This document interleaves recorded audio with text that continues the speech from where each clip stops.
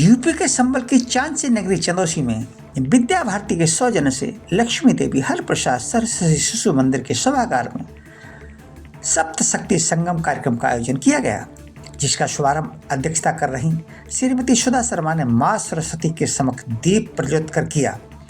सप्त शक्ति संगम का मुख्य उद्देश्य महिलाओं में आत्मविश्वास और जागरूकता को बढ़ाना है, ताकि परिवार संगठित रहे और बच्चे संस्कारवान बने, क्योंकि अच्छे संस्कार बच्चे व बच्चियों को उन्नति के मार्ग पर ले जाते हैं। जागरूकता और सामाजिकता को लेकर प्रश्नोत्तरी भी की गई, जिसमें महिलाओं ने अपने अपने सुझाव भी रखे। कार्यक्रम में महिला वक्ताओं ने कहा कि मातृ शक्ति प्रगति मार्ग का दर्शक है। सप्त शक्ति कार्यक्रम में काफ़ी संख्या में महिलाओं व बालिकाओं ने सहभागिता की। Bureau report, ABP India news.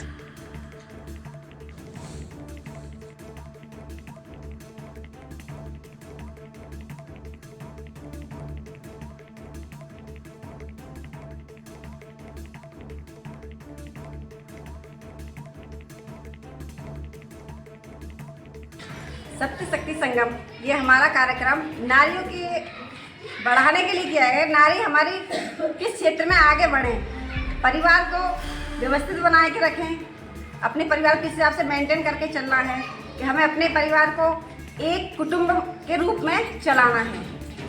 ये आपके कार्यक्रम कहाँ कहाँ चल रहा है? ये हमारे विद्या भारती के शिशु मंदिर के सभी विद्यालयों में चल रहे हैं। ये कब तक जारी रहेंगे? ये फरवरी तक। सप्त शक्ति संगम इसका उद्देश्य यह है कि आजकल आप देख रहे हैं कि हमारे समाज में ज़्यादा परिवार टूट रहे हैं। परिवार टूटने का कारण है आपसी प्रेम। हमारे घरों में आपसी प्रेम बिल्कुल ही खत्म होता जा रहा है। महिलाएं महिला की ही विरोधी होती जा रही हैं। इसीलिए सप्त शक्ति संगम का मेन उद्देश्य हमें परिवार को किस तरीके से जोड़ना है, एक जगह मिलाकर चलना है परिवार के लिए। हमारा परिवार ज़्यादातर महिलाओं का शोषण महिलाएं ही कर रही हैं, इसीलिए महिलाओं को एकत्रित करके हम उन्हें ये बताना चाहते हैं कि परिवार को टूटने से बचाएं। हमारे परिवार में जो हमारा कुटुंब प्रबोधन है, इसको प्रबोधन का यही है कि हम एक साथ परिवार में प्यार से रहें। क्या परिवार टूटने में मोबाइल का कुछ अहम रोल है? हाँ, अहम रोल है।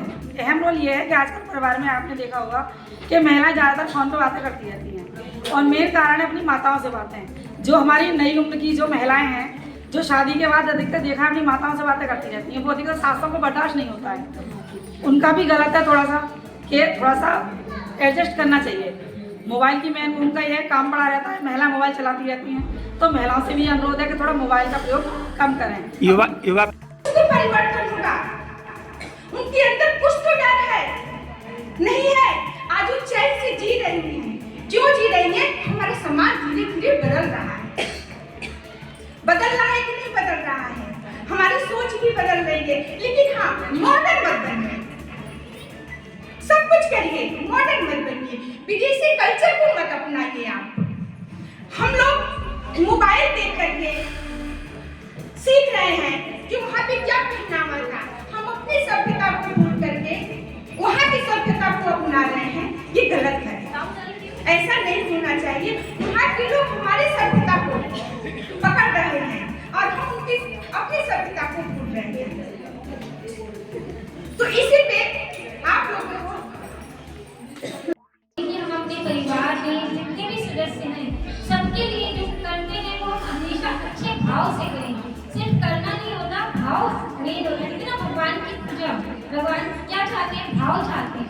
तो हमारे भाव अच्छे होंगे तो हमारी आगे आने वाली संस्कृति, हमारी संस्कार, हमारा परिवार आगे बढ़ेगा।